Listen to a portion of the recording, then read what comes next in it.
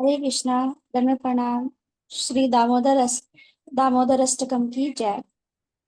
शिला प्रभुपाद की जय। श्री श्री राधा गोविंद देव की जय। निताई गौर प्रेमानंदे हरि हरि बोल। नमामीश्वरं सच्चिदानन्दरूपं लसत्कुण्डलं गोकुले व्रजमानम्। नमामीश्वरं सच्चिदानन्दरूपम् लसत्कुण्डलं गोकुले व्रजमानम्। यशोदपिलोलुकलाधवमानम् परामृष्टमत्यन्ततो धृतगोप्य। यशोदाभियोलुकलाधवमानम् परामृष्टमत्यन्ततो धृतगोप्या। रुदन्तं मुहुर्नेत्रयुगं मृजन्तम् कराम्भोजयुग्मेन सातकनेत्रम्। मुहुश्वासकम्पत्रिरेखककण्ठा स्थितग्रेवदामोदरं भक्तिबद्धम्। मुहुश्वासकम्पत्रिरेखककण्ठा स्थितग्रेवदामोदरं भक्तिबद्धम्। इति दक्ष्वलीलाभिरानन्दकुण्डे स्वघोषं निमज्जन्तम् आख्यामपन्तम्। तदीयेषितज्ञेषु भक्तचित्तत्वम् पुनः प्रेमतस्त्वं शतावृत्तिवन्दे। तदीयेषितज्ञेषु भक्तचित्तत्वम् पुनः प्रेमतस्त्वं शतावृत्ति वन्दे। वरं देवमोक्षं न मोक्षावधिं वा न चान्यं वृणेऽहं वरेषदपीह।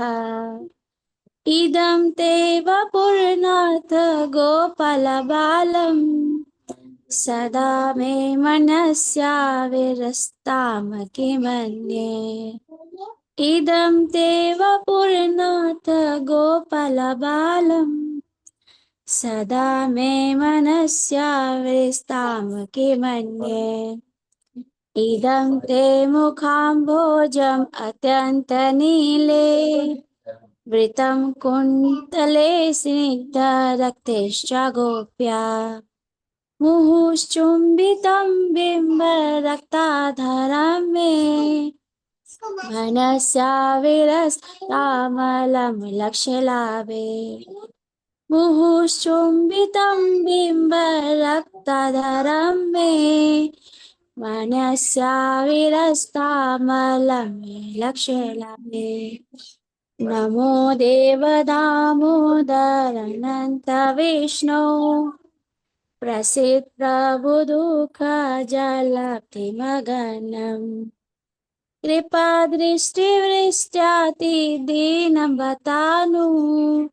गृहाणेश मामज्ञं यद्यक्षिदृश्य।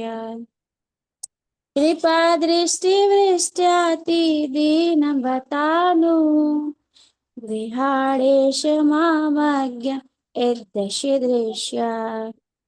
कुबेरात्मजो बद्धं देव यद्वत् त्वामुचितो भक्तिभाजो कृतौ च। तथा प्रेम भक्तिं स्वकाम में प्रयच्छ न मोक्षे ग्रहो मे स्थिदामुदरेह।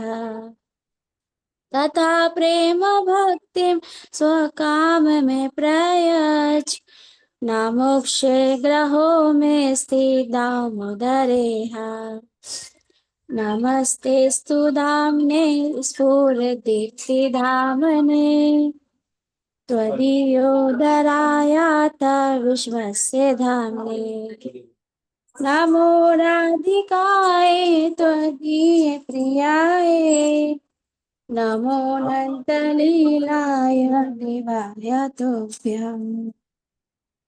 नमो राधिकाय त्वदीयप्रियाय नमोऽनन्तलीलाय देवाय तुभ्यम् नमामीश्वरं सच्चिदानन्दरूपम् लसत्कुण्डलं गोकुले व्रजमानम् यशोदाभियोलोके लाघवमानम् परामृष्टमत्यन्ततो धृतगोप्या हरे कृष्णा कृष्णा कृष्णा हरे हरे हरे राम राम राम हरे हरे हरे कृष्णा कृष्णा कृष्णा हरे हरे हरे राम राम हरे हरे हरे कृष्णा कृष्णा कृष्णा हरे हरे हरे राम राम राम हरे हरे। बोलो श्रीला प्रभुपाद की जय, श्री दामोदर अष्टकम की जय, श्री श्री राधा गोविंद देव की जय। सभी भक्तवृंद की श्री चरणों में सादर प्रणाम। हरे कृष्णा माता जी, धन्यवाद प्रणाम। हरे कृष्णा माता जी।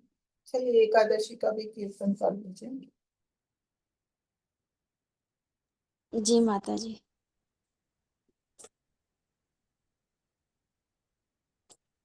तो या मैं मंगलाचरण कर लूं, उसके बाद आप कर लीजिएगा लगातार गाना जी में। जी ठीक है।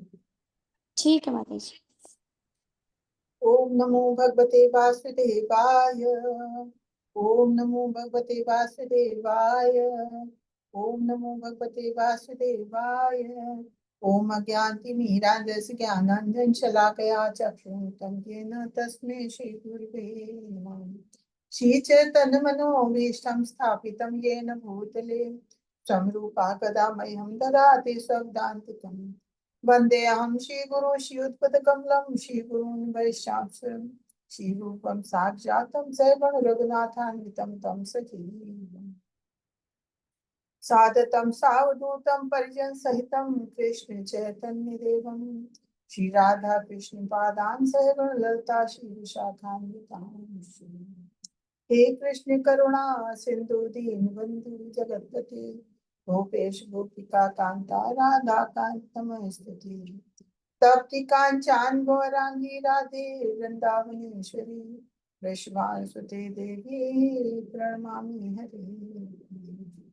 नमो विष्णुपदाय कृष्ण पृष्ठाय भूतले श्रीमते भक्ति वेदांत स्वामी नामिने। नमस्ते सरस्वती देवी गौरवाणी प्रचारिणे निर्विशेष शून्यवादी पाशाते दिशितारे। जय नमो विष्णुपदाय कृष्ण पृष्ठाय भूतले श्रीमते भक्ति सिद्धांत सरस्वती इति नामिने। नमो गौर किशोराय साक्षात् वैराग्यमूर्ते विप्रलम्ब रसाम्भोधे पादाम्बुजाय ते नमः। नमो भक्ति विमुदाय सच्चिदानंद नामिने गौर शक्ति स्वरूपाय वराय गौरवीर्भाव भूमि निर्दिष्टा सज्जन प्रिया वैष्णव सार्वभौम श्री जगन्नाथाय ते नमो महावदन्याय कृष्ण प्रेम प्रदायते कृष्णाय कृष्ण चैतन्य नाम्ने गौरी कृष्णे नमः पंचतत्वात्मकं कृष्णं भक्तरूपस्वरूपकं भक्तावतारं भक्ताख्यं नमामि भक्तशक्तिकं नमः श्री जय श्री कृष्ण चैतन्य प्रभु नित्यानंदा श्री अद्वैत गदाधर शिवासादि गौर भक्तवृंद हरे कृष्णा कृष्ण कृष्णा हरे हरे हरे राम राम राम हरे हरे हरे कृष्णा कृष्ण कृष्णा हरे हरे हरे राम राम राम हरे हरे कृष्णा कृष्ण कृष्णा हरे हरे हरे राम राम राम हरे हरे हरे कृष्णा। आप सभी का 3 बजे की क्लास में स्वागत है। तो आज भक्ति रसामृत सिंधु पढ़ेंगे, लेकिन उससे पहले आज एकादशी है, तो एकादशी का कीर्तन कर लेते हैं, उसके बाद फिर हम चैप्टर शुरू करेंगे। हाँ माता जी, एकादशी का कीर्तन कर लीजिए। हरे कृष्णा। माता जी। स्क्रीन शेयर हो रहा है? हरे कृष्णा। जी माता जी। चलिए ठीक है, आप कीर्तन कर लीजिए, उसके बाद शुरू। हरे कृष्णा। एकादशी माता की जय। श्री श्री राधा गोविंद देव की जय। शुद्ध भक्ता चरण रेणु भजन अनुकूला।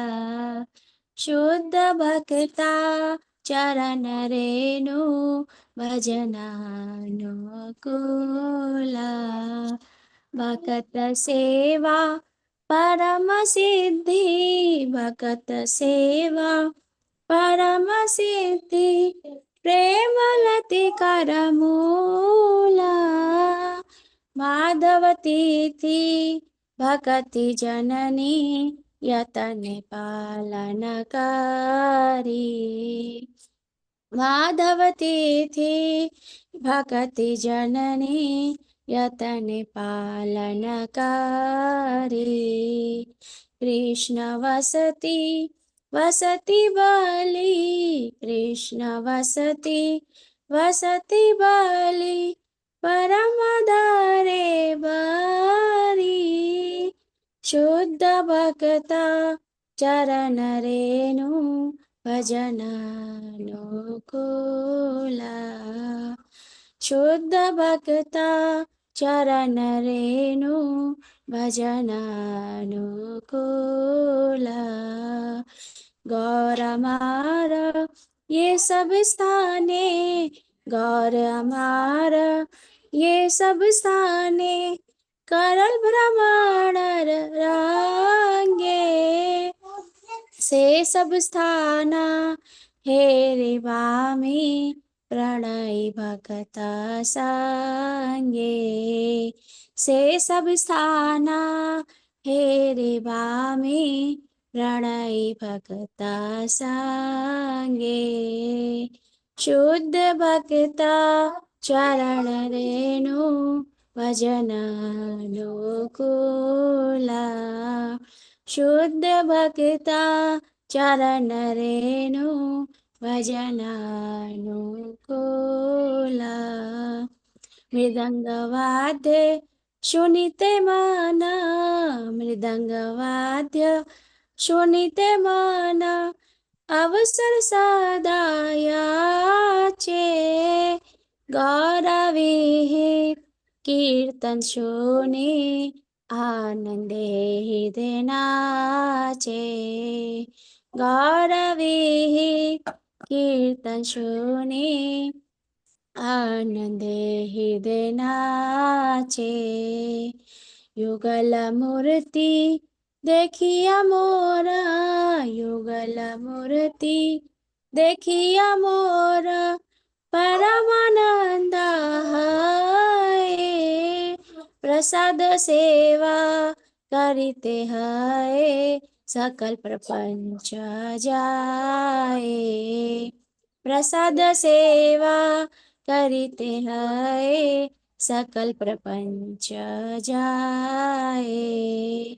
शुद्ध भक्त चरण रेणु, भजन अनुकूला।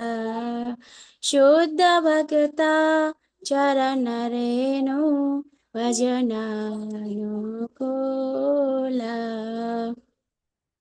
युगल मूर्ति देखिया मोरा, युगल मूर्ति देखिया मोरा, परमानंद है। प्रसाद चरण सिंधु, सॉरी माता जी। प्रसाद सेवा करिते है, सकल प्रपंच जाए। प्रसाद सेवा करिते है, सकल प्रपंच जाए। शुद्ध भक्ता चरण रेणु, भजन अनुकूला। शुद्ध भक्ता चरण रेणु, भजन अनुकूला। ये दिन ग्राहे भजन देखी, ये दिन ग्राहे भजन देखी, ग्रह ते गोलोक भाए। चरण सिंधु देखिया गंगा, सुख न सीमा पाए। चरण सिंधु देखिया गंगा, सुख न सीमा पाए। शुद्ध भक्ता चरण रेणु, भजन अनुकूला। शुद्ध भक्ता चरण रेणु, भजन अनुकूला। तुलसी देखी जुड़ाए प्राण, तुलसी देखी जुड़ाए प्राण, माधव तोषणी जानी। गौर प्रिया शाक सेवने, जीवन सार्थक मानी। गौर प्रिया शाक सेवने, जीवन सार्थक मानी। शुद्ध भक्ता चरण रेणु, भजन अनुकूला। शुद्ध भक्ता चरण रेणु, भजन अनुकूला। भक्ति विनोद कृष्ण भजने, भक्ति विनोद कृष्ण भजने, अनुकूल पाए आहा। प्रति दिवसे परम सुखे, स्वीकार करे ताहा। प्रति दिवसे परम सुखे, स्वीकार करे ताहा।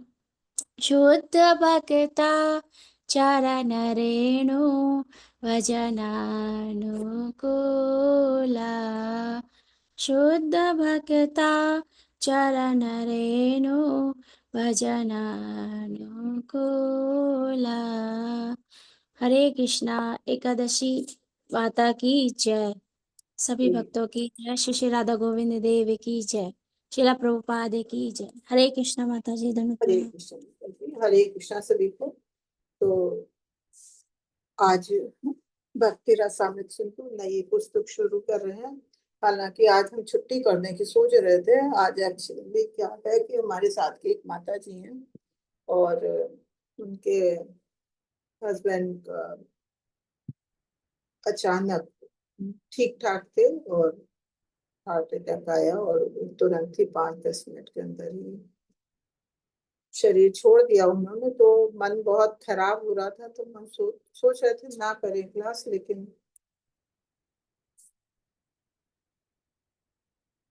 तो क्लास शुरू कर रहे हैं आज। और अब मंडे से तो छुट्टी भी रहेगी दिवाली की कुछ, तो आज शुरू का थोड़ा सा हम भक्ति रसामृत सिंधु का शुरुआत कर देते हैं, उसके बाद फिर देखते हैं, ठीक है। तो भक्ति रसामृत सिंधु है क्या कि वो 12 तरह के रस बताए गए हैं, उनमें से 5 रस मुख्य हैं। और उसमें भी ये भक्ति का रस जो है वो बिल्कुल, जो हमारे भौतिक जीवन में इतने रस हैं उनसे सबसे भी अलग है। भक्ति का रस ऐसा है कि जिसको ये रस जिसको इस रस का स्वाद लग जाता है, तो फिर वो जो है वो अन्य किसी चीज का स्वाद लेना पसंद नहीं करता। जैसे किसी को रसगुल्ला पसंद है, किसी को बाल मिठाई पसंद है, किसी को कोई मिठाई पसंद, चमचम पसंद है। तो जिसको जो मिठाई पसंद है, तो वो अगर उसको आगे देख जाए तो फिर उसे और कोई खाने की चीज अच्छी नहीं लगती। वैसे भक्ति का रस इतना अद्भुत है, वो सांसारिक रसों से सबसे अलग है। तो उसको उसका स्वाद एक बार अगर किसी को लग जाता है, तो फिर वो उस रस में डूब जाता है, फिर वो उसे किसी चीज का, कोई चीज, भौतिक चीजें अच्छी नहीं लगती हैं।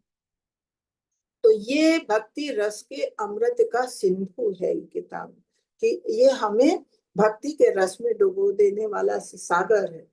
तो इसमें हम पढ़ेंगे पहले इसे लिखा किसने, उनका, उनके बारे में जानेंगे, पूरा परिचय लेंगे, और उसके बाद धीरे धीरे आगे बढ़ेंगे। इसमें भक्ति में क्या क्या हमें करना, भक्ति के सिंधु में डुबकी लगाने के लिए हमें क्या करना चाहिए, क्या नहीं करना चाहिए, इसको बहुत अच्छे से बताया गया है। तो ये माधव, राधा माधव की जय। तो हम इसको शुरू करते हैं। इसको लिखने वाले हमारे रूप गोस्वामी है। ये हमने उपदेशामृत में भी पढ़ा था, षट गोस्वामियों के बारे में, कि जो चैतन्य महाप्रभु के अत्यंत प्रिय थे, षट गोस्वामी। और उसमें सबसे खास थे रूप गोस्वामी। तो उन्होंने ही ये इस पुस्तक की भी रचना की है, और उन्होंने ही ये भक्ति रसामृत सिंधु के बारे में हमें भक्ति में किस तरह आगे बढ़े उसका ज्ञान दिया है। तो पहले हम थोड़ा सा उनके बारे में जान लेते हैं कि ये भक्ति रसामृत सिंधु है क्या। तो बताया कि पहले ये षट गोस्वामियों के नाम जैसे हम भी जाने थे, वो भगवान चैतन्य महाप्रभु के प्रत्यक्ष शिष्य थे, और उसमें रूप गोस्वामी जो है वो प्रथम थे। तो चैतन्य जो, जब ये चैतन्य महाप्रभु से उस समय बंगाल की जब मिले थे पहली बार, तो उस समय ये मुस्लिम सरकार के मंत्री हुआ करते थे। तो कोई समय था कि अगर कोई ये, हालांकि ये बहुत अच्छे ब्राह्मण परिवार में जन्मे थे, सारस्वती ब्राह्मण परिवार में जन्मे थे, लेकिन जो भी मुस्लिम के साथ कार्य करता था, मुस्लिम मिल जाता था, उसे समाज अपनी तरफ से बिल्कुल बहिष्कृत कर देता था। तो इस समय ये मुस्लिम सरकार के मंत्री थे, ये थे, और इनके बड़े भाई, 2 भाई थे, सनातन गोस्वामी और रूप गोस्वामी। तो उस समय फिर उन्हें नाम भी अपने बदलने पड़े थे। इनके नाम ऐसे ही दाबिर खास और साकर मलिक हो गए थे। रूप गोस्वामी को दाबिर खास कहते थे, और सनातन गोस्वामी को कहते थे साकर मलिक। तो ये नवाब शाह के मतलब अच्छे मंत्री पद पे थे। लेकिन ये कहते हैं 500 वर्ष पूर्व हिंदू समाज अत्यंत कट्टर था, जैसे हमने बताया बहुत कट्टर था। तो उस समय अगर कोई मुसलमान की नौकरी करता था, तो उसे ब्राह्मण समाज से तुरंत निष्कासित कर दिया जाता था। तो इसलिए इनको प्राप्त, जब इन्होंने मुस्लिम समाज में वो नौकरी की, तो ब्राह्मण समाज ने बिल्कुल त्याग दिया था। तो जबकि बताया कि ये इतने अच्छे परिवार के थे। तो चैतन्य महाप्रभु की कृपा थी कि उन्होंने इनको पहचाना, इनके भक्ति भाव को पहचाना, और उन्होंने इन्हें गोस्वामियों का दर्जा दिया। तो गोस्वामी के होते कौन है? गोस्वामी है, उनको कहते हैं जो पूरी तरह से अपनी इंद्रियों को वश में कर लेते हैं और पूरी भक्ति में है।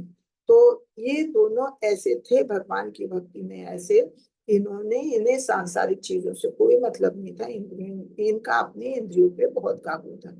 इसीलिए चैतन्य महाप्रभु ने इनको गोस्वामी का दर्जा दिया था। तो इसी प्रकार चैतन्य महाप्रभु ने हरदास ठाकुर, वो भी मुस्लिम परिवार के थे, उन्हें भी अपना शिष्य बनाया। तो कहने का मतलब ये है कि चाहे कोई किसी भी परिवार का हो, अगर भगवान की भक्ति में आ जाता है तो इस्कॉन ऐसा है कि वो फिर ऊंच नीच कैसे परिवार का है, कैसे धर्म का है, तो मतलब नहीं। जिसने कृष्ण भावनामृत को अपना लिया, भक्ति कर ली, तो वो उसको अपना लेता है। तो ये चैतन्य महाप्रभु का एक सिद्धांत था। चैतन्य महाप्रभु साक्षात भगवान के ही अवतार थे। उनका ये एक सिद्धांत था कि अगर कोई निम्न कुल का हो या किसी भी धर्म का हो, किसी भी उसका हो, कहीं किसी विदेश का रहने वाला हो, कोई भी हो, तो उसको भी अगर वो भगवान की भक्ति को अपना लेता है, तो वो उच्च से उच्च कुल में जन्मे, जो भगवान को नहीं, जिसने भगवान का मतलब ब्राह्मण धर्म अपनाया नहीं है, तो उससे उच्च माना जाता है। तो ये सिद्धांत उनका सार्वभौम सिद्धांत कहा जाता है। आप लोग नोट कर लीजिएगा, हम पूछ सकते हैं कभी भी। सार्वभौम सिद्धांत ये हमारे चैतन्य महाप्रभु का था कि अगर किसी ने कृष्ण भावनामृत अपना लिया, तो वो चाहे किसी भी कुल, किसी भी धर्म का हो, वो उस व्यक्ति से कहीं सर्वश्रेष्ठ है कि जो उच्च कुल में जन्मा है लेकिन कृष्ण भावनामृत में नहीं है। तो ये था उनका सर्वभाव सिद्धांत।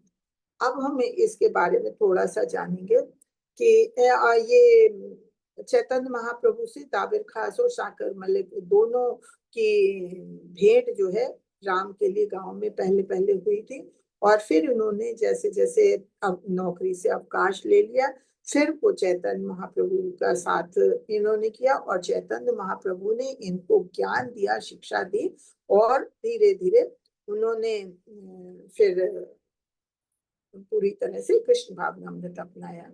तो इन्होंने धन संग्रह के ऊपर भी बहुत अच्छा रूप गोस्वामी का वो है कि जब नौकरी करते थे, अवकाश लिया नौकरी से, तो इन्हें बहुत सारा धन मिला, और इतना धन था कि मतलब वो अशर्फियों के उसमें था। तो अगर पैसे में, रुपए में गिना जाए तो लाखों डॉलर के बराबर था। वो एक पूरी नाव भर गई थी, इतना धन उन्होंने कमाया था। लेकिन उन्होंने इस धन को कमाया, और जब इन्हें धन मिला तो उन्होंने आधा धन अपना जो है वो भगवत भक्तों में, कृष्ण भावनामृत में लगा दिया। कि जो भी ब्राह्मण वैष्णव लोग हैं या भगवान से संबंधित जो भी हैं, वही भगवान के भक्त तो कहीं कहीं कमाई करने नहीं जाते हैं, तो उन्होंने 50% धन जो है वो इस तरह से भक्तों के उसमें लगा दिया। और जो 50% बचा, उसका आधा उन्होंने है, आधा उन्होंने अपने सगे संबंधियों में बांट दिया।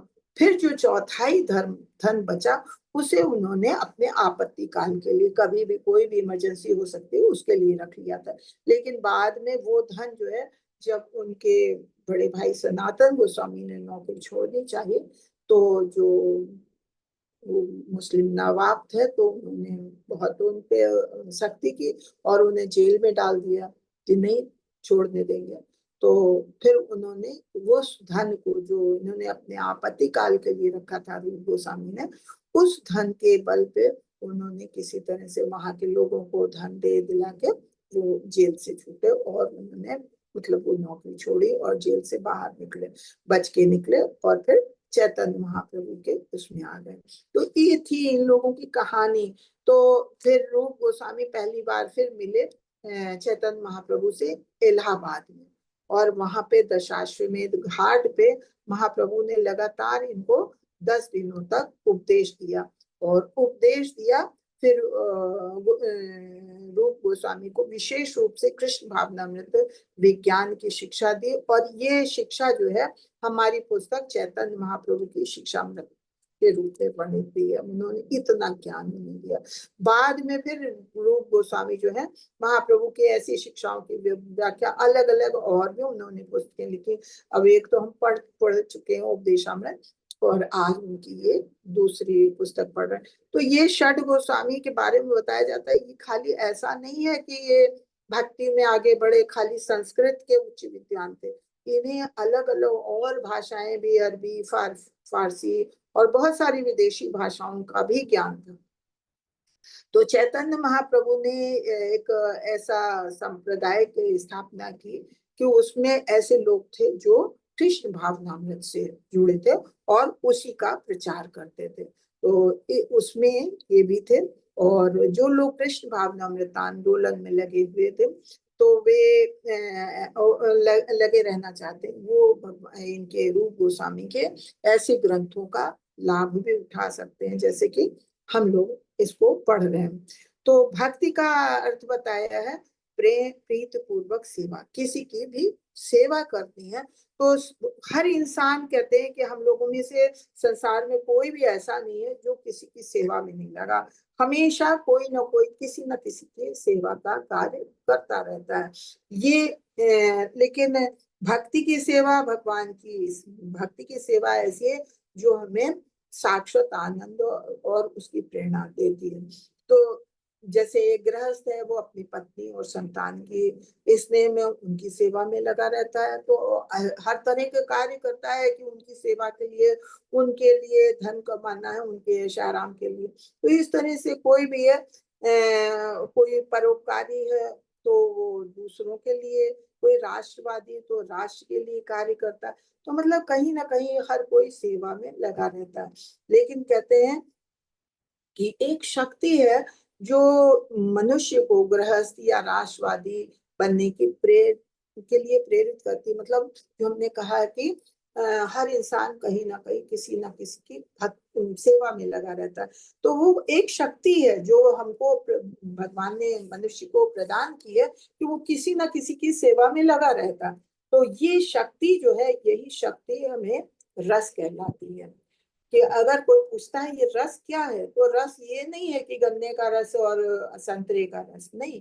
जो रस है, असली है, जो हमें आनंद प्रदान करने वाला है, वो एक शक्ति है जो हमको दूसरों की सेवा करने के लिए प्रेरित करती है, उसको हम रस कहते हैं। और जो भक्ति में भगवान की भक्ति की सेवा, भक्तिमय सेवा करता है, तो वो भक्ति रस कहलाते हैं। तो भक्ति रस ऐसा है कि जो कहते हैं कि जो सांसारिक रस इतने हैं, सांसारिक रस 12 गिनाए गए हैं, और उनमें से ये रस ऐसा है कि ये 12 रसों में से बिल्कुल अलग है, और इसका एक बार अगर स्वाद मिल गया तो फिर इंसान कुछ और नहीं चाहता। तो अब यहाँ पे हम यही पढ़ेंगे कि पहले भूमिका में पढ़ा इनका, रूप गोस्वामी का इतिहास की हमारी ये भक्ति रसामृत सिंधु है क्या। उसके बाद रूप गोस्वामी की क्या स्थिति है। रूप गोस्वामी 6 गोस्वामी में से एक थे, और स्पष्ट रूप से ये भगवान से कृष्ण भावनामृत में जुड़े हुए थे। और जो भगवान की भक्ति जैसे रूप गोस्वामी जी ने इतनी पुस्तकें लिखी हैं, उससे हम जब ज्ञान लेते हैं और ज्ञान में भक्ति में जुड़ते हैं, तो ऐसे लोग जो है रूपानुग कहलाते हैं, जो रूप गोस्वामी का अनुकरण करते हैं, उनके हिसाब से चलते हैं, तो उनको रूपानुग कहते हैं। तो चैतन्य महाप्रभु के रूप शील प्रपात तक की परंपरा है कि रूप गोस्वामी ने किस तरह से आगे ज्ञान बांटा, और फिर किस तरह से प्रभुपाद जी जुड़े। तो ये सब चीजें जो है ये गुरु शिष्य परंपरा से आती हैं, तो इसको हमने अपनाया है। फिर यहाँ कहते हैं भक्ति रसामृत सिंधु लिखने का उनका उद्देश्य क्या था रूप गोस्वामी का। वो कहते हैं कि पहला उद्देश्य तो था कि हम सबको जो भक्ति में आना चाहते हैं उनको गोस्वामी बनाने का, प्रत्येक मनुष्य को गोस्वामी बनाने का, मतलब कि सबको इतनी भक्ति में डुबो दें कि वो जो है अपनी इंद्रियों के ऊपर उनका काबू हो, कि हम जो चाहेंगे हम अपनी इंद्रिय से काम नहीं करेंगे। ये नहीं कि हमने आंख से देखा कोई अच्छी चीज तो उधर बढ़ गए, हमने कोई अच्छा स्वादिष्ट भोजन देखा तो हमारी जीभ लपक गई, नहीं कि हाँ हमको यही खाना। नहीं, हमें अपनी इंद्रियों पे कंट्रोल करना है कि नहीं, हमें देखना है तो क्या देखना, भगवान को ही देखना और भगवान से संबंधित चीजें देखनी है। खाना है तो भगवान का प्रसाद हमें खाना है, बोलना है तो भगवान के बारे में ही बोलना है, श्रवण करना है तो भगवान के बारे में ही करना है, सूंघना है तो भगवान के ऊपर चढ़े फूल और तुलसी को ही सूंघना है। तो इस तरह से हम अपनी इंद्रियों को, ये गोस्वामी का मतलब इंद्रियों को अपने पूरी तरह से वश में करना। जो गो का मतलब है इंद्री और स्वामी का मतलब स्वामी। तो जो अपनी इंद्रियों को वश में कर ले वो गोस्वामी। तो रूप गोस्वामी का एक ये उद्देश्य था कि वो हर किसी को गोस्वामी बनाए। दूसरा उद्देश्य था कि भौतिक रस पर भक्ति रस की व्याख्या करने के लिए, कि भौतिक रस तो बहुत सारे हैं, सब भौतिक रस की बात करते हैं, उसके ऊपर भक्ति रस क्या है उसके बारे में लोग जाने, तो उसकी व्याख्या करना। फिर तीसरा है भक्ति सेवा का पालन करके भौतिक जगत में रहने के व्यावहारिक संकेत, कि हम कहते हैं कि अरे हम तो गृहस्थ जीवन में हैं, हम तो भौतिक, हमारे इतने लोगों से संबंध है, हमारे नाते रिश्तेदार हैं, सब है, तो हमारे मित्र गण हैं, तो हम कैसे भक्ति की सेवा करें, हम भक्ति नहीं कर सकते, हमारे पास तो इतना काम है, इतना बिजी, हम भक्ति नहीं कर सकते। तो यहाँ पे वो ये बताते हैं, ऐसे संकेत देते हैं कि भौतिक जगत में रहने के साथ साथ हम भक्ति सेवा का कैसे पालन करें, ये हमको भक्ति रसामृत सिंधु बताती है। तो इसका ये भी एक उनका एक उद्देश्य था भक्ति रसामृत सिंधु लिखने का। फिर चौथा है 5 अलग अलग रसों में मूल प्रेम को उत्तेजित करना। जैसे हमने बताया 12 रस हैं, 12 रस हैं, शांत रस, दास रस, सख्य रस, वात्सल्य रस, माधुर्य रस, हास्य रस, करुण रस, भयानक रस, वीर रस, रौद्र रस, अद्भुत और विभत्स रस। कि लोग अलग अलग काव्य लिखते हैं, रचनाएं करते हैं अलग अलग रस के मुताबिक। तो उसमें 5 रस जो है वो मुख्य है जो भगवान से संबंधित है। उन रसों के प्रति मूल प्रेम उत्तेजित करना, वो क्या थे, भगवान से संबंधित शांत रस, दास्य रस, साख्य रस, वात्सल्य रस और माधुर्य रस। तो ये 5 रसों के प्रति हमारे प्रेम को जागृत करना भी एक उनका उद्देश्य था। फिर 5वां है सभी जीवों के से पूर्ण प्रेम का प्रेम करने का विज्ञान, कि प्रेम है क्या उसके बारे में जानना। जो आजकल लोग प्रेम करते हैं वो प्रेम नहीं होता है, प्रेम क्या है उसके विज्ञान को बताना भी एक उनका उद्देश्य था। फिर अभ्यास करने वाले भक्तों के भक्तिमय जीवन का पोषण करें, कि जो भगवान की भक्ति में हम आप जैसे लोग जो हैं भक्तों के साथ आए हैं, तो भक्ति में आगे बढ़ना चाहते हैं, लेकिन हमें उसका ज्ञान नहीं है कि हम किस तरह का क्या अभ्यास करें कि हम हमारी आध्यात्मिक उन्नति हो। तो एक उनका ये भी उद्देश्य था कि हमारा भक्तिमय जीवन का पोषण करना, कि हम किस तरह से भक्ति में आगे बढ़े। अब रूप गोस्वामी के बारे में छोटा सा ही बता रहे हैं कि रूप गोस्वामी का जन्म जो है 1489 में सरस्वती ब्राह्मण परिवार में हुआ था। नवाब हुसैन शाह के ये मुख्य सचिव के रूप में कार्य करते थे, और रामकेली में भगवान चैतन्य के साथ इनकी पहली मुलाकात हुई थी। उस समय ये सचिव के पद पे थे, नौकरी कर रहे थे। प्रयाग में दूसरी बैठक प्रयाग में कब हुआ था, जब इन्होंने अपने नौकरी छोड़ दी थी, अवकाश ले लिया था, तब दूसरी बार इनका प्रयाग में उनकी मुलाकात हुई, जहां चैतन्य महाप्रभु ने उनको ज्ञान दिया था, जैसे हमने अभी बताया था। फिर इनके अर्च विग्रह गोविंदा जी हैं। यहाँ वृंदावन में अलग अलग मंदिर हैं, अलग अलग भगवान के नाम से। तो ये षट गोस्वामी जो है इन्हीं लोगों ने ही एक एक मंदिर में भगवान को उद्भुत किया है, उनके द्वारा ही भगवान ने मतलब उत्पन्न हुए हैं, तो ये इनकी भक्ति से। तो ये वृंदावन में गोविंद जी का मंदिर है, गोविंदा जी, तो वो जो है अर्च विग्रह इनके हैं कि इनकी भक्ति से वो उत्पन्न हुए थे। फिर इन्होंने जो पुस्तकें लिखी, इनका कार्य क्या है कि उपदेशामृत, विदग्धा माधव, ललित माधव, भक्ति रसामृत सिंधु और शील प्रभुपाद द्वारा राधा दामोदर, ये ऐसी पुस्तकें इन्होंने लिखी हैं जो हम लोगों के लिए हैं। फिर कहते हैं श्री चैतन्य, ये कुछ भी अगर हम भक्ति में आगे बढ़ते हैं तो हम एक थोड़ा सा मंगलाचरण करते हैं, तो ये भी एक तरह से मंगलाचरण है। चैतन्य महाप्रभु को भी कहते हैं श्री चैतन्य मनोभीष्टम स्थापितम येन भूतले स्वयं रूपा कदा मह्यम ददाति स्वदान्तिकम। शील रूप गोस्वामी प्रपाद कब मुझे अपने चरण कमलों में शरण प्रदान करेंगे, जिन्होंने इस जगत में भगवान चैतन्य की पूर्ति के लिए प्रचार योजना मिशन की स्थापना की। वो प्रभुपाद जी की वो कर रहे हैं कि प्रभुपाद जी हमें कब ऐसी शरण प्रदान करेंगे। प्रभुपाद जी भगवान के अनन्य भक्तों में से थे और उन्होंने ही ये इस्कॉन का सोसाइटी डेवलप की, और जिससे उन्होंने अपने समय में ही कितने मंदिर डेवलप कर दिए थे। और विदेशों में जाके इन्होंने भक्ति का प्रचार किया, कृष्ण भावनामृत का प्रचार किया, और बाहर बाहर इन्होंने इतने मंदिर स्थापित किए। उसके बल तो उसके बाद फिर इंडिया में भी इतने मंदिर बने। तो ये प्रचार करने थे, और प्रचार किसका करते थे? भगवान चैतन्य महाप्रभु के लिए। भगवान चैतन्य महाप्रभु जो है भगवान का अवतार है, लेकिन उन्होंने भक्ति के रूप में अवतार लिया था सिर्फ भगवान कृष्ण का प्रचार करने के लिए, और उसी को आगे बढ़ाया रूप। और ये हमारे शील प्रभुपाद जी ने तो उनकी स्तुति करते हुए रूप गोस्वामी ऐसा बोलते हैं। चैतन्य महाप्रभु ने शील रूप गोस्वामी को परम सीमा की शिक्षा दी। रूप गोस्वामी को ये 3 तत्व पे उन्होंने ज्ञान दिया था, कृष्ण तत्व, भक्ति तत्व और रस तत्व। तो ये धीरे धीरे हम लोग आगे जैसे बढ़ेंगे तो हम पढ़ेंगे। रूप गोस्वामी के हृदय में प्रवेश करके चैतन्य महाप्रभु ने उन्हें सभी सत्यों के निष्कर्षों का ठीक से पता लगाने का अधिकार दिया। उन्होंने उन्हें एक अनुभवी भक्त बनाया, जिनके निर्णय शिष्य उत्तराधिकारी के निर्णयों से सही रूप से सहमत थे।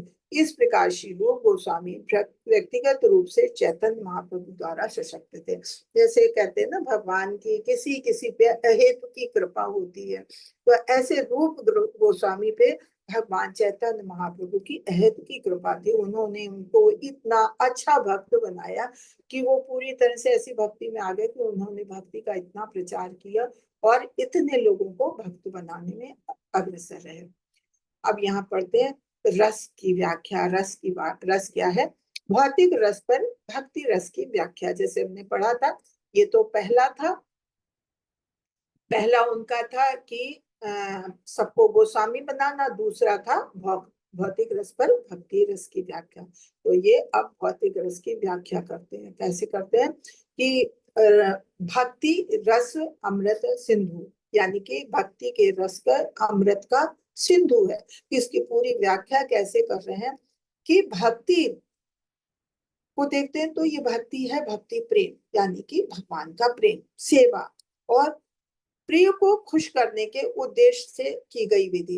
ये मतलब आप किसी को भी अगर प्रसन्न करना चाहते हो तो उसके उद्देश्य से आप क्या करते हो, वही सेवा, वही प्रेम है।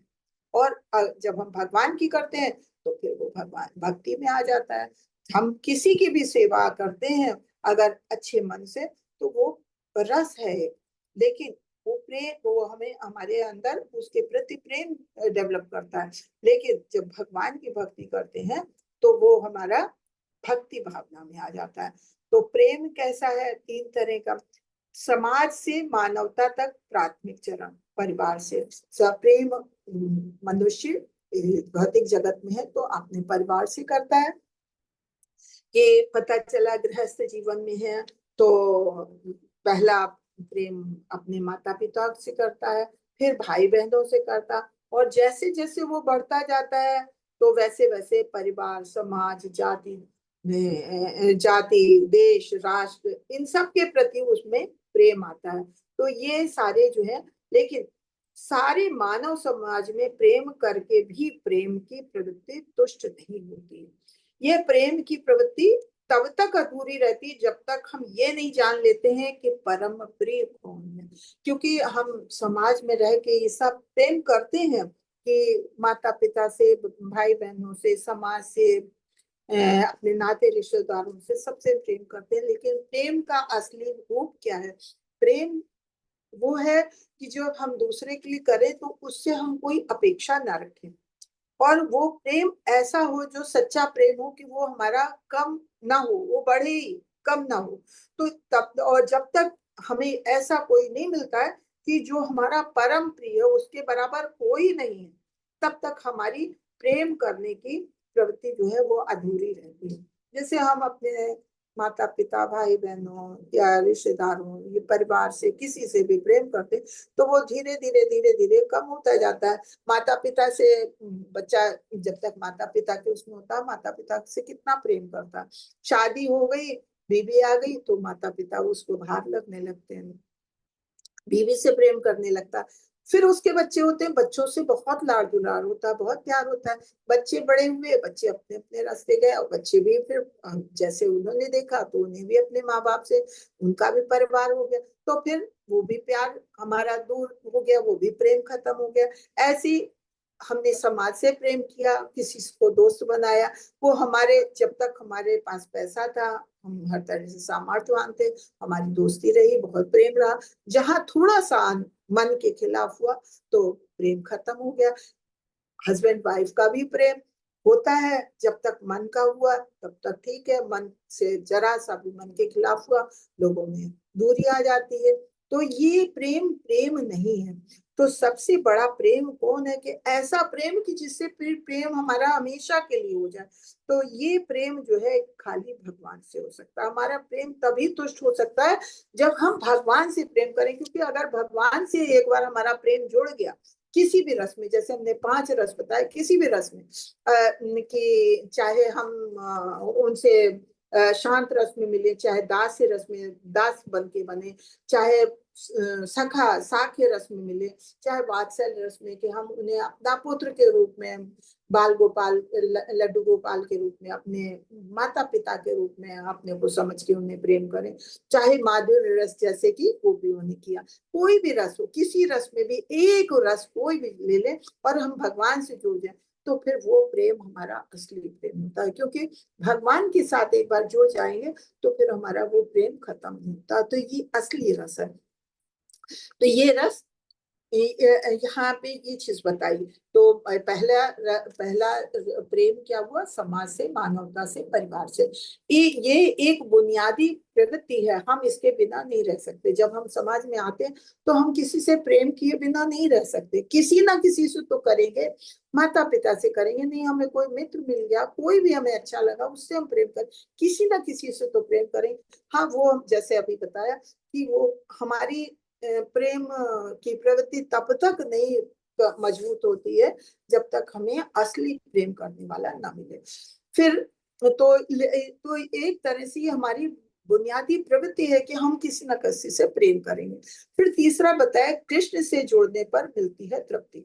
भगवान से जुड़ जाते हैं तो हमें तृप्ति मिल जाती है, क्योंकि अब वो तो हमें कभी नहीं छोड़ने वाले। अगर हम भगवान से जुड़ गए तो वो कभी हमें नहीं छोड़ने वाले। और उनका प्रेम ऐसा है कि भगवान ऐसे हैं कि अगर हमने, भगवान जड़ के रूप में है, पौधे, पौधे की जड़ की तरह, कि अगर जड़ को पानी दिया तो फिर सब हरा हो जाएगा, पूरा पेड़ हरा हो जाएगा। तो अगर हम भगवान को प्रेम करते हैं तो सबसे प्रेम अपने आप हो जाता है हमारा मन, क्योंकि फिर क्रोध, ईर्ष्या, द्वेष, इन सबसे मुक्त हो जाता है, तो सबसे प्रेम स्वयं हो जाता है। ये बताया कैसे? कि एक स्विच की तरह, कि अगर आपने एक स्विच ऑन किया, मेन स्विच ऑन किया तो घर में रोशनी हो गई। तो इसी तरह से है कि अगर हमने भगवान से प्रेम किया तो वो प्रेम फिर सबके साथ हो जाता है अपने आप। फिर उन्होंने बताया रस। रस क्या है? रस दो तरह के बताए, एक सांसारिक रस सांसारिक रस क्या है? जो हमारे भौतिक जीवन का रस है। उसके बारे में कहते हैं कि जो ये संसारी लोग हैं, तो सांसारिक रस का स्वाद बहुत देर तक नहीं ठहरता। क्यों? क्योंकि संसारी कर्मी जन अपने भोग की स्थिति को कभी भी बदल सकते हैं। हमें आज ये चीज पसंद है तो कल दूसरी चीज पसंद है, तो अपनी भोग की स्थिति को बदलते रहते हैं, इसलिए ये रस कभी एक सा नहीं रहता। तो अब होता क्या है कि जैसे एक व्यापारी है, पूरे हफ्ते काम किया और फिर भी संतुष्ट नहीं हुआ, तो सप्ताह के अंत में परिवर्तन के लिए कहीं और किसी और स्थान को चला गया कि जहां थोड़ा सा व्यापार से संबंधित बात ना हो, कुछ अलग बात हो, ताकि हम वो रोज का जो काम है वो भूल सके। तो ये एक चीज से संतुष्ट नहीं हुआ, और उसके बाद वो सप्ताह का अंत खत्म हुआ, फिर वो उसको फिर वही कार्य करता है। तो उसकी स्थिति बदलने का कोई मतलब नहीं हुआ, क्योंकि उसे फिर पुनः अपने कार्य में लौटना पड़ता है।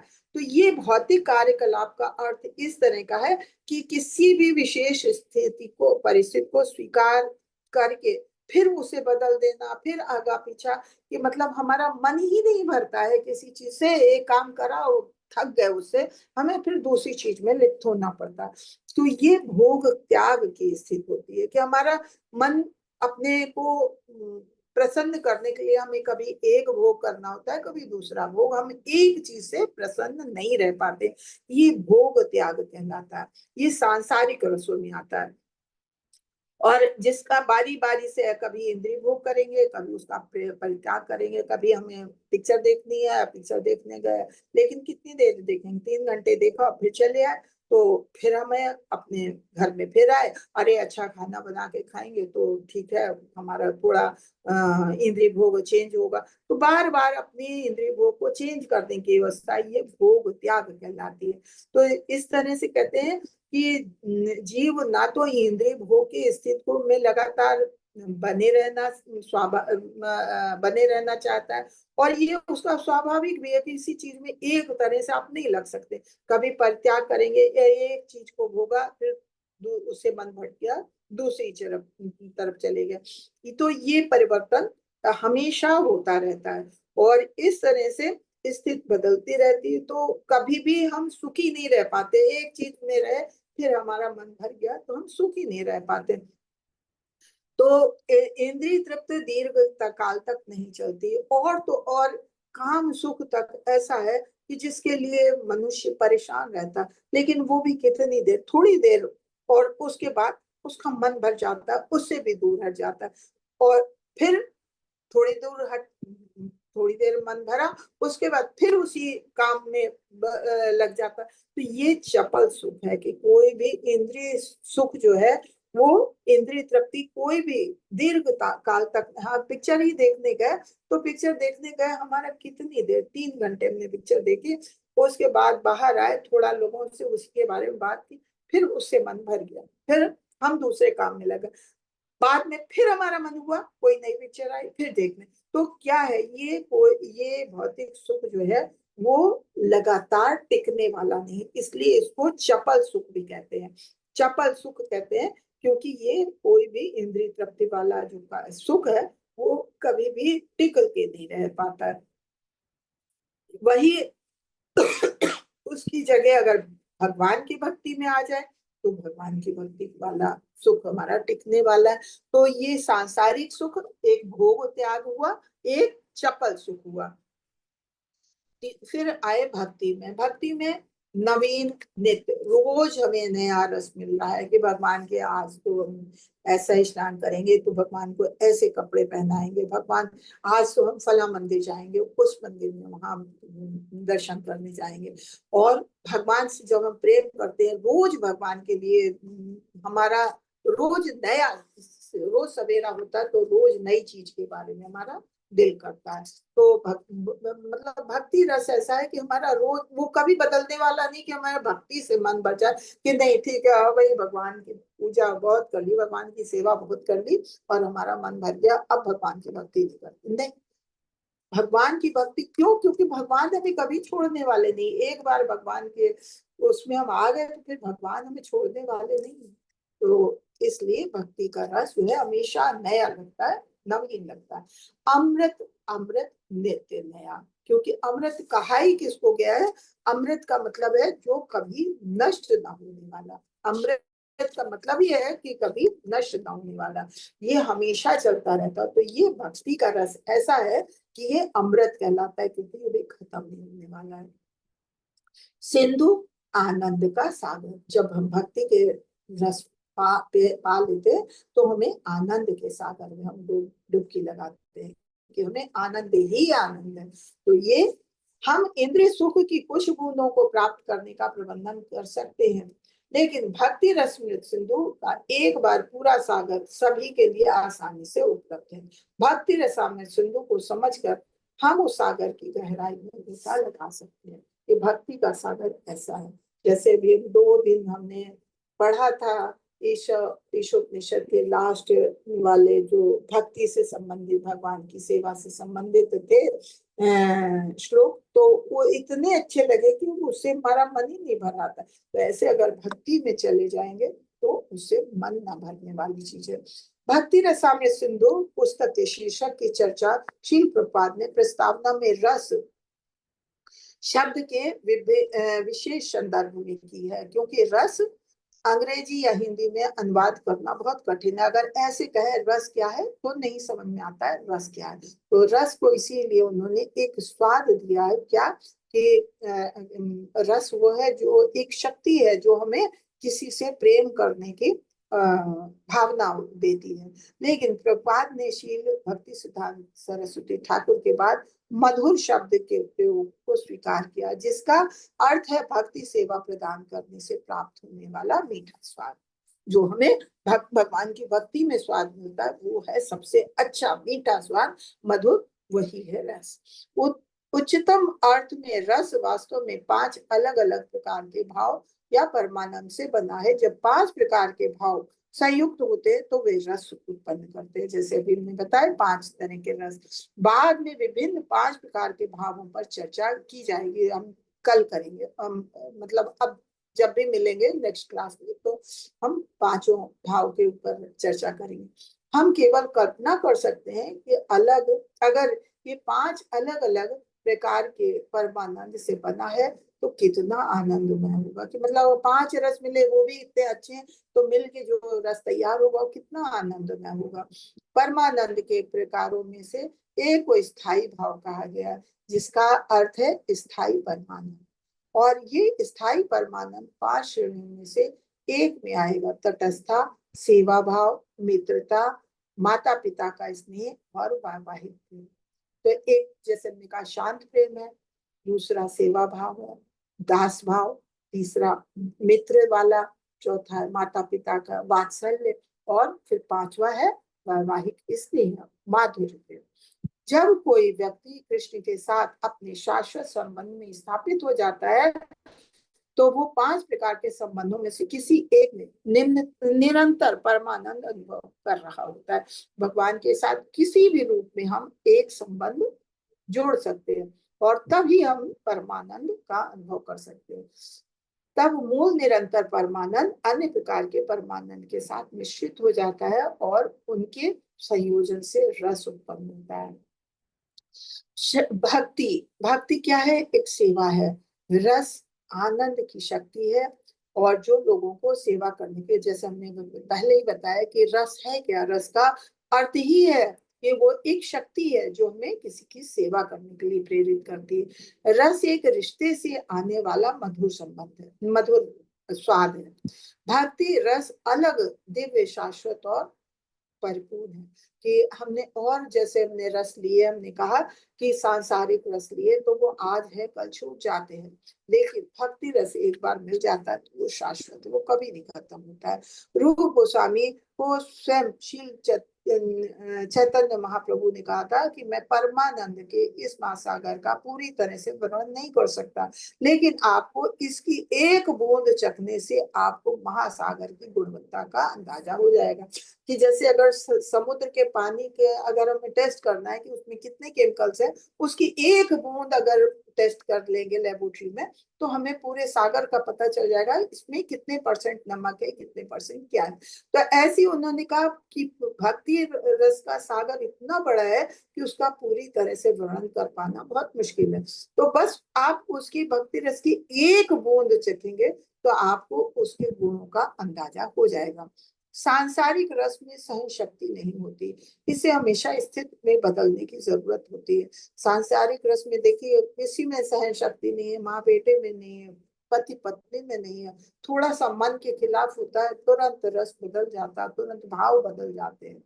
हमारे संवैधानिक स्थिति के कारण भोग त्याग की गतिशीलता बदल जाती, कि जब हम एक चीज से भर जाता हमारा मन तो हम सोचते हैं चेंज करो कुछ, तुम बहुत दिन हो गया ये करते करते, अब हम कुछ और कार्य करते हैं जिससे हमारा मन लगे। तो वो भोग त्याग की गतिशीलता है। और इंद्रिय संतुष्टि चपला सुख है। इंद्रिय संतुष्टि हम कोई बहुत देर तक नहीं रहने वाली, चाहे हम आंखों की देख लें, चाहे जबान की देख लें, चाहे कान की देख लें, किसी चीज को आप बार बार सुनते रहोगे आपका मन भर जाएगा। लेकिन भगवान की कीर्तन भजन में आप लग जाओगे तो आपका मन कभी नहीं बदलेगा। तो इंद्रिय सुख ऐसा लीजिए कि जो आपको हमेशा सुख प्रदान करे। आज पिक्चर देख के आए मन भर गया, आज हमने रसगुल्ला खाया, थोड़ी देर मुंह में स्वाद रहा, उसके बाद वो हमारी संतुष्टि खत्म हो गई, स्वाद बदल गया, फिर हमारे मन में कुछ और खाने का मन। तो ये जो है चपला सुख कहलाता है, कि कोई ये सुख परमानेंट टिकने वाला नहीं है, बहुत देर तक टिकने वाला नहीं है। भक्ति रस अमृत अमर है, स्थायी है, अगला शरीर भक्त देवता, इच्छा प्लस कर्म प्लस कृपा, कृष्ण की कृपा से हम मनुष्य के रूप में जारी हैं। कि भगवान ने ही हमें कृपा की है, भगवान के हित की कृपा की है कि हमें मनुष्य जीवन मिला है और हम भगवान की भक्ति कर सकते हैं। कोई पेड़ पौधे भगवान की भक्ति नहीं कर सकते, जीव जंतु ये पशु पक्षी ये भगवान की सेवा नहीं कर सकते। हमको भगवान ने स्थायी मनुष्य जीवन दिया है कि हम भगवान की सेवा कर सकते और इस रस का आनंद ले सकते हैं, क्योंकि ये अमर है, कभी खत्म नहीं होने वाला स्थायी शाश्वत स्वाद है। मूल सिद्धांत ये है कि हमें किसी ने प्रेम करने की सामान्य प्रवृत्ति होती है। जैसे हमने कहा हम सब में कुछ मतलब प्रेम करने की प्रवृत्ति होती है, चाहे किसी से करें। लुप्त बिंदु हालांकि ये है कि हमारे प्यार को कहाँ स्थित किया जाए ताकि हर कोई खुश हो सके।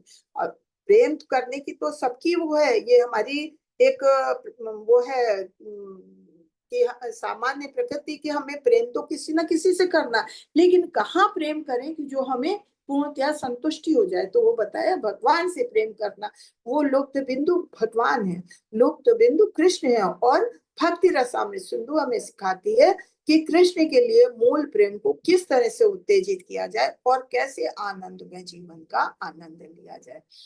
अब इन्होंने प्रेम की व्यापकता बता दी कि किस तरह से कहाँ कहाँ प्रेम कर सकते हो, कि प्रेम कैसे बढ़ता है, कि सबसे पहले माता पिता से हुआ, फिर भाई बहनों से, आगे परिवार बढ़ा, परिवार से हुआ, फिर समाज में आप बाहर निकले, समाज के प्रति प्रेम बढ़ा, फिर किसी समुदाय के में आप जुड़े, वहां से आपका प्रेम बढ़ा, देश के प्रति प्रेम बढ़ा, राष्ट्र के प्रति प्रेम बढ़ा, मानवता के प्रति। ऐसे जैसे जैसे आप बाहर निकलते जाएंगे तो प्रेम आपका अलग अलग होता जाएगा, चेंज होता जाएगा। जब तक हम परम कृष्ण प्रिय कृष्ण को नहीं जान लेते तब तक प्रेम पूर्ण प्रवृत्ति अपूर्ण रूप से पूर्ण नहीं होती। हमारा रोज प्रेम बदलता जाएगा, जहां हम जिससे मिल रहे हैं तो उससे प्रेम करें, कोई शाश्वत नहीं। लेकिन जब भगवान से हम जुड़ जाते हैं तो हमारे में प्रेम पूर्ण प्रगति जो है वो पूरी हो जाती है, पूर्ण तृप्त हो जाते हैं। कृष्ण को खोने का अर्थ है स्वयं को खोना। अगर हम कृष्ण को भूल गए और भौतिक सुख में लग गए तो समझिए हमने अपने आप को खो दिया, क्योंकि भगवान ने हमें मनुष्य जीवन ही इसीलिए दिया कि हम भगवान से प्रेम करें। और अगर हमने इनको प्रेम नहीं किया और संसार में लगे, तो जैसे ऊपर बताया कि प्रेम किसी एक से कर ही नहीं पाएंगे। एक से प्रेम किया, उसका साथ छूटा। आप सोचिए, पहले स्कूल ज्वाइन करते हैं, प्ले ग्रुप ज्वाइन किया, स्कूल ज्वाइन किया, वहां के साथ संगी छूटे, आपने बड़ा कॉलेज ज्वाइन किया, फिर आपने और अच्छा कॉलेज ज्वाइन किया, फिर वो भी दोस्त छूट गए, फिर आप नौकरी करने गए, वहां आपने एक नौकरी ज्वाइन की, वहां के साथी छूट गए, आपने दूसरी नौकरी ज्वाइन कर ली, तीसरी नौकरी ज्वाइन की, तो आपका साथ संग छूटता जाता है, तो वो कभी भी स्थायी नहीं। लेकिन भगवान से एक बार जुड़ गए तो आप कहीं भी जाएं, देश में विदेश में, आप कहीं जाएं, तो आपका वो प्रेम जो है वो पूर्ण हो जाएगा। आप फिर वो भगवान आपको नहीं खो सकते, आप भगवान को नहीं खो सकते। आत्म साक्षात्कार और कृष्ण प्राप्ति साथ साथ चलती रहती है। जब हम कृष्ण से जुड़ते हैं तो हम जानते हैं कि हम क्या है और हमारा भगवान के साथ संबंध क्या है। तो ये आज यहीं तक है, और नेक्स्ट क्लास में हम प्रस्तावना के बारे में नेक्स्ट इसका देखेंगे। चैप्टर तीसरे उसमें शुरू होगा। ये हमारा खाली आज का इंट्रोडक्शन था। तो आप लोगों को कैसा लगा, और किसी का कोई इसमें प्रश्न हो तो प्लीज आप लोग प्रश्न जरूर करें। वाक्षाकल्पतरुभ्यश्च कृपा सिंधु एव च पतितानां पावनेभ्यो वैष्णवभ्यो नमो नमः। अनंत कोटि वैष्णव भक्त वृंद की जय। नामाचार्य श्री हरिदास ठाकुर की जय। जगत गुरु श्री प्रभुपाद की जय। हरे कृष्ण कृष्ण कृष्ण हरे हरे, हरे राम राम हरे हरे कृष्णा, हरे कृष्णा। किसी का कोई प्रश्न? हरे कृष्णा। अशोक प्रभु जी, नवदीप प्रभु, राधा माता जी, रेणु माता जी, किसी का कोई प्रश्न? हरे कृष्णा माता जी, सादर प्रणाम। राधा कृष्ण। माता जी कोई प्रश्न नहीं है आज तो। कैसा लगा? अच्छा लगा। अच्छा लगा। अभी तो बहुत कुछ सीखना है माता जी। हाँ, अभी हरे तो कृष्ण माता जी, इसकी बहुत अच्छा आपने समझाया। चलिए आप लोग घर में भी पुस्तक का भी अध्ययन करिएगा। ये शुरू जी। श्रुति भूमिका ही है।